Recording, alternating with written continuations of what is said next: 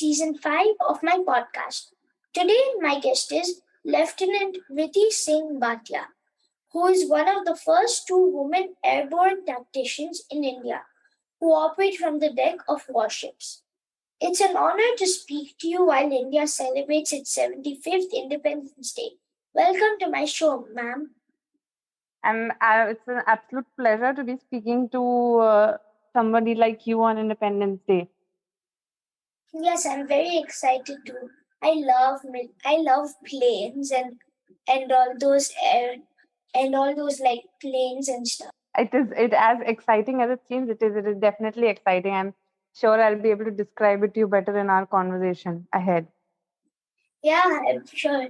I've seen lots of movies like Top Gun and stuff, and flying looks really cool. It is definitely looks cool on a movie, but in reality, it's a lot of work and responsibility also that goes along with it. So, ma'am, I'm curious to know who is an airborne tactician and what do they do? So basically, in the Navy, every time that we take off, we have a certain mission to do and a certain goal that needs to be attained. So some of our aircrafts are designed to have pilots along with naval air operations officers. The aircraft that we have, basically our inventory, we can fire weapons. We have a navigational radar. We can carry out, we can drop sonobuoys and dunk a sonar. These are equipments basically that are used to detect any kind of underwater equipment. So all of this responsibility along with safe navigation of the aircraft is the job of an airborne tactician. Okay, so you fly or you help people fly from the ground? No, we don't. We are very much in the aircraft. So we have two pilots in the front, and we are at the in the same aircraft, but we are at behind operating the systems. So we assist them in flying.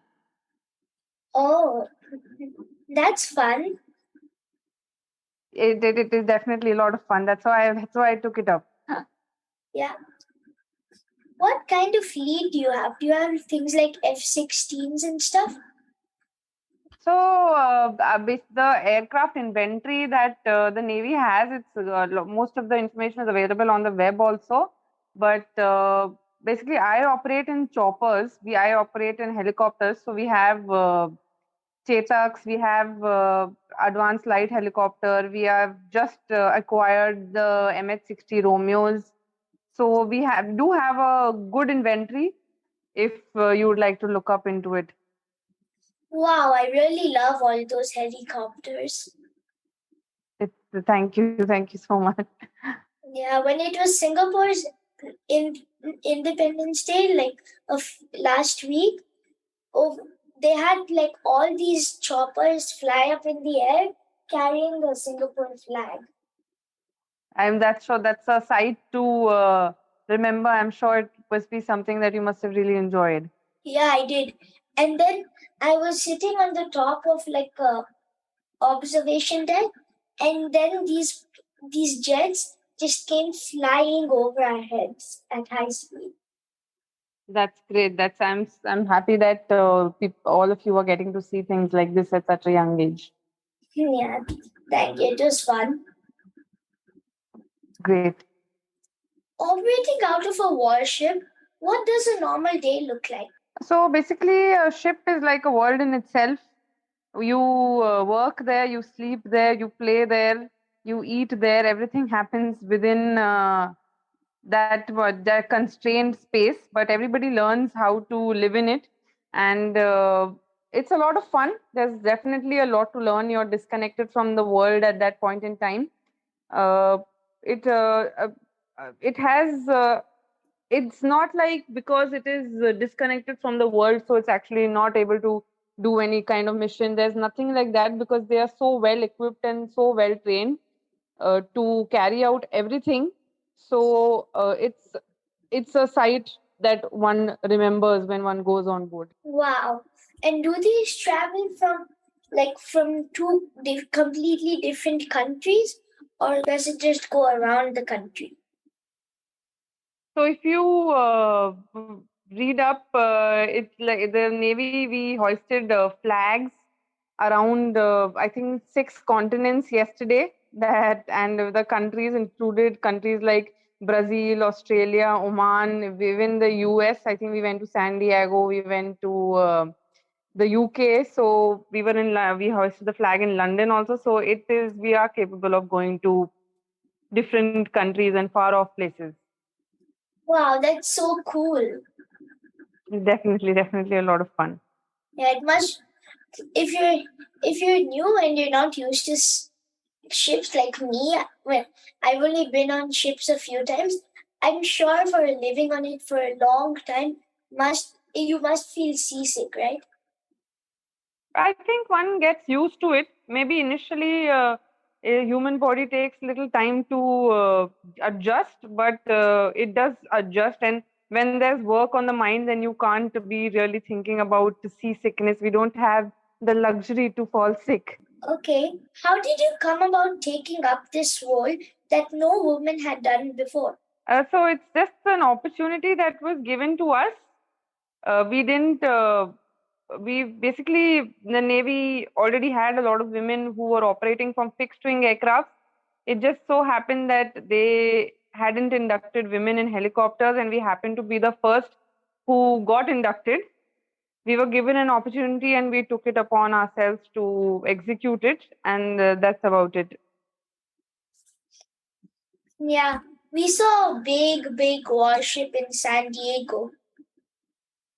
Yeah, It was they, called Yeah, it was called the USS Midway, and we went on it. We saw how all the bunks looked, and we also saw a couple of the planes, and we saw the runway. They have these things called slingshots, right? yeah, to help assist. Basically, it's very limited space for an aircraft to land. So, whatever assistance that an aircraft can be provided to land safely, they provide it. Wow, and it's also used for takeoff, right?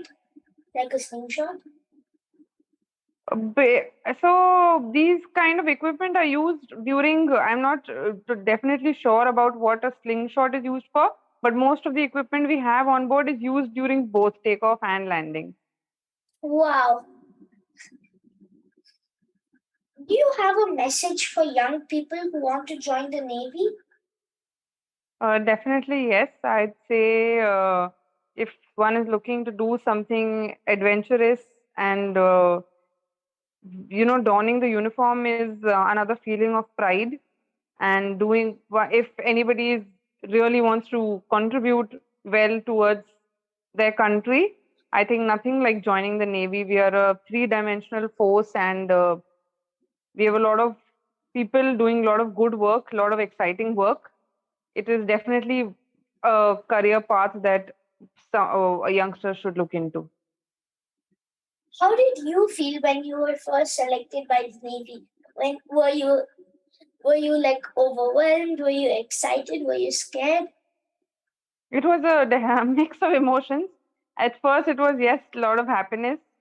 The training at Naval Academy is tough, but one is determined enough to get out successfully, because one is, we join with the dream to don the uniform.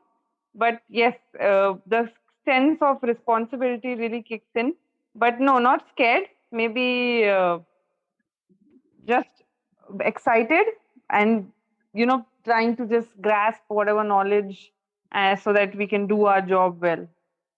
Yeah, congratulations on getting chosen. Thank you so much. What is the difference between an Air Force pilot and a naval pilot?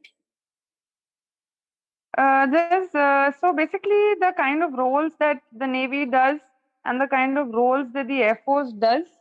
We are deployed in different locations. They Flying a plane would probably be what it may look similar from the outside of the system, but they are employed in different sort of roles. We are employed in different sort of roles. Ours are more ship oriented and sea oriented, unlike them. Theirs would probably be more over the surface. Our missions are primarily more oriented towards the sea side of it. So, can Air Force pilots also take off on a naval ship? And so it's not like they can't, but these are things that there are definitely a lot of rules that come into play. So not everything is possible, but yes, definitely it is not impossible. But it's just there are a lot of uh, sanctions, a lot of rules that are there. So all of us have to abide them. How do you make out a Air Force plane from a Navy one? The color, we know which aircrafts we have. We have almost we've got different types of aircrafts. On most of our aircrafts, we have Indian Navy written either in English or in Hindi. So it's easy. It's not that as difficult as you probably think it is. Oh, because I thought it's all the same plane on the outside and it doesn't say anything because it's been a long time since I saw a plane in India, an Air Force plane or Navy plane. So if you were in my shoes, then it's not that as tough as a job as you think it is. It's easy. Yeah. What made you choose to join the Navy? What did you want to be as a child?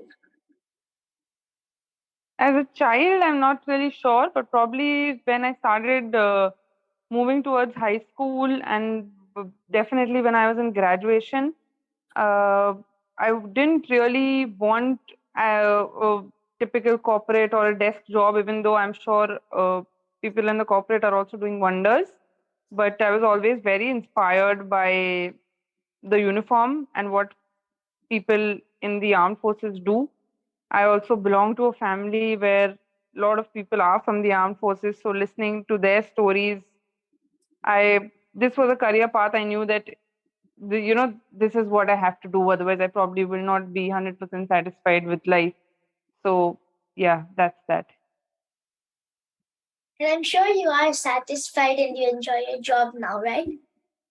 Yeah, yes, it is something I wanted to do, and now I'm doing it. So yes, I'm very happy doing it, and there is 100% satisfaction in it. Yeah. What are your hobbies? So in my spare time, I like to keep myself physically fit, but I think everybody in the armed forces is like that.